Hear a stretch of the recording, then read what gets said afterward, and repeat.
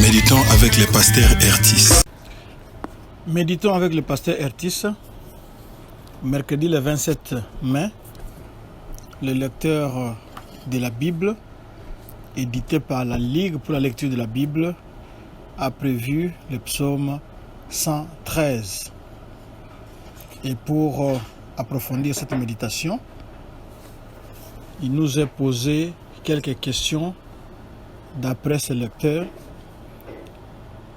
Cela signifie aussi qu'il faut d'abord lire les textes. C'est pas très long d'ailleurs, c'est juste 9 versets. Et ensuite répondre aux différentes questions en prenant bien sûr le temps qu'il faut. Est-ce que ce passage m'apprend quelque chose sur Dieu le Père, Dieu le Fils et Dieu le Saint-Esprit?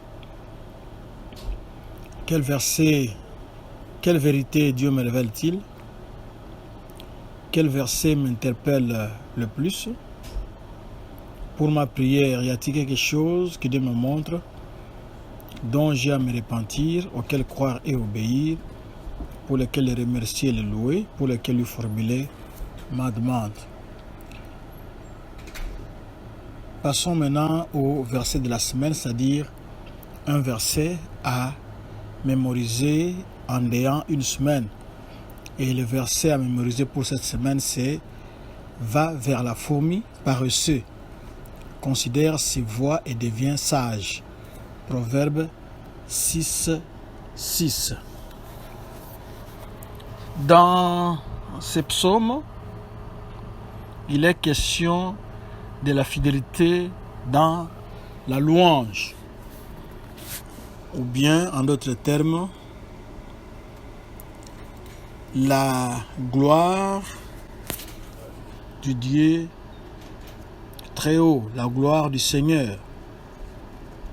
Ce psaume fait partie de la série dont nous avons parlé, la série de Alléluia, la série de Louer le Seigneur.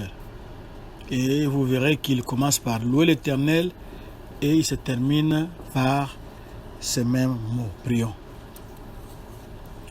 Oui, nous voulons te louer pour ce temps, nous voulons te louer pour cette parole, nous voulons te louer pour Jésus-Christ qui nous a révélé le Père, nous voulons te louer pour le Saint-Esprit, nous voulons te louer pour ta bonté, nous voulons te louer pour ta miséricorde, nous voulons te louer parce que tu es merveilleux, nous voulons te louer parce que tu es incomparable, nous voulons te louer parce que tu es immanent et tu es transcendant, nous voulons te louer parce que toi tu es le Dieu de tout l'univers. Que ton nom soit glorifié à jamais par Jésus-Christ. Amen. Shalom, shalom, que Dieu vous bénisse. Nous allons commencer par faire remarquer que le psaume 113 et le psaume 114 faisaient partie des psaumes qui étaient traditionnellement lus avant le repas de la Pâque juive. C'était ces psaumes qu'on lisait avant le repas de la Pâque juive. Et comme nous l'avons dit, il commence par louer l'Éternel. C'est un psaume descriptif de la louange et il commence et se termine par le terme hébreu Alléluia, c'est-à-dire louer le Seigneur. Au verset 2, que le nom de l'Éternel soit béni dès maintenant et à jamais. Dans le terme biblique, il y a une association entre le nom d'une personne et son identité. Quand on loue le nom de Dieu, cela vous met ou vous permet de mettre au centre les caractères et les pensées de quelqu'un. C'est-à-dire, comme nous sommes en train de parler de Dieu ici, quand on va louer son nom, cela mettra en exergue son caractère. Au verset 4, l'Éternel est élevé au-dessus de toutes les nations, sa gloire est au-dessus des cieux. Oui, l'Éternel, lui, il règne aux cieux, il n'est pas comme les autres dieux fabriqués par des mains humaines. Il est un Dieu incomparable, il est le Dieu très haut, le Dieu tout-puissant. On ne peut pas limiter son règne ou sa puissance dans un territoire, même si l'on dit que il est le Dieu d'Israël, mais son règne et son influence ne s'arrêtent pas seulement à Israël. Elle s'étend au-delà. Elle s'étend sur tout l'univers. Sa gloire ne peut pas se limiter au territoire d'Israël. Au verset 6, il abaisse les regards sur les cieux et sur la terre. Dieu n'est pas comme les autres petits dieux. Vous vous souviendrez du prophète Élie avec les prophètes de Baal. Pour se moquer d'eux, il leur disait même que votre Dieu est occupé ou il est en voyage. Mais le Dieu que nous sommes en train de célébrer ici n'est pas un Dieu distant, n'est pas un Dieu occupé par ses affaires.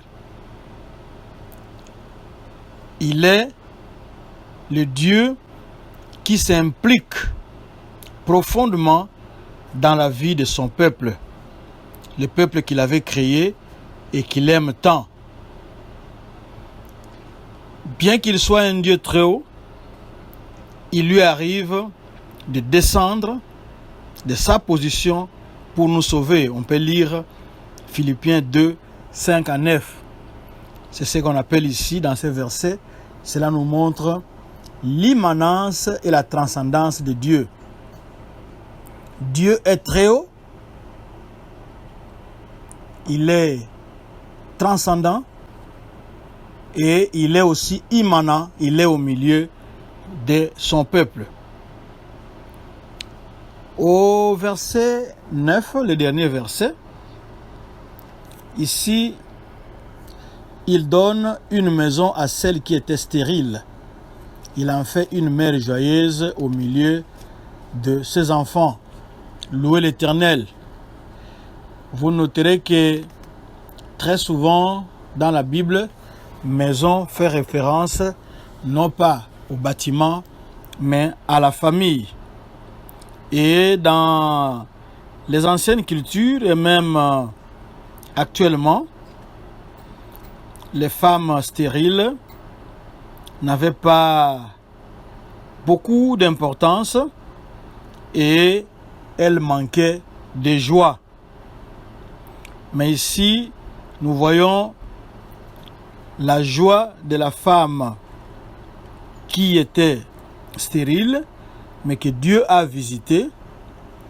C'est une image parlante de la joie que nous recevons lorsque Dieu s'abaisse jusqu'à notre niveau. Marie n'était pas stérile, mais quand Dieu avait daigné baisser ses regards sur elle, elle avait loué le Seigneur.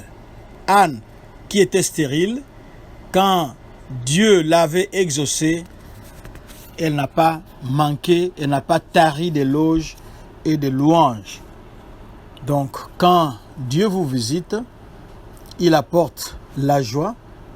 Il n'est pas un Dieu lointain, mais il est toujours dans sa création plutôt, et au milieu de ces créatures pour s'occuper d'eux et leur apporter différentes solutions. Nous sommes à la fin. Nous devons simplement noter que aux yeux de Dieu, la valeur d'une personne ne dépend pas de sa position sur l'échelle sociale ni de sa richesse. Beaucoup de gens qui ont excellé dans le travail de Dieu avaient commencé souvent dans la pauvreté ou avec de faibles commencements. Mais Dieu ne tient pas compte de l'ordre social de ce monde. Très souvent, il choisit ses futurs leaders ou ambassadeurs parmi les rejetés de la société. Alors nous posons une question, est-ce que vous maltraitez les gens que la société met à l'écart, les gens que la société ne considère pas, parce que ces gens-là sont sans valeur entre guillemets? Est-ce que vous le voyez tel que Dieu le voit? Vous pouvez, par vos actions, montrer aux autres que les gens qui semblent être sans valeur pour nous les humains sont très valeureux aux yeux de Dieu. Notre Dieu est très puissant, il mérite la gloire, il mérite l'honneur. Même si vous n'avez pas encore eu quelque chose, mais ces psaumes nous entraînent, nous encouragent à louer Dieu, parce qu'il commence par louer l'Éternel. Louer l'Éternel. C'est un commandement et il se termine par louer l'Éternel. C'est aussi un commandement. Alors, pouvez-vous commencer à les louer dès maintenant? Allons-y.